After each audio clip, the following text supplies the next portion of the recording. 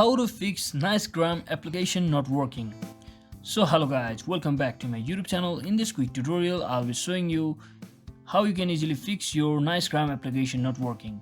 So for some reason your Nicegram application login system has been crashed, or another issue has arrived in this Nicegram application, which is a good alternative for your Telegram application. So what we need to do is just head over to your settings.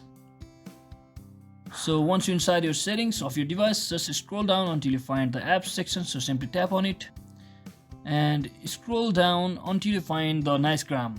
So once you locate your application, just scroll down once again inside by tapping on the application itself. So once you're inside here, just tap on this storage option, and what you need to do is just click on clear all the case and clear all the data from over here.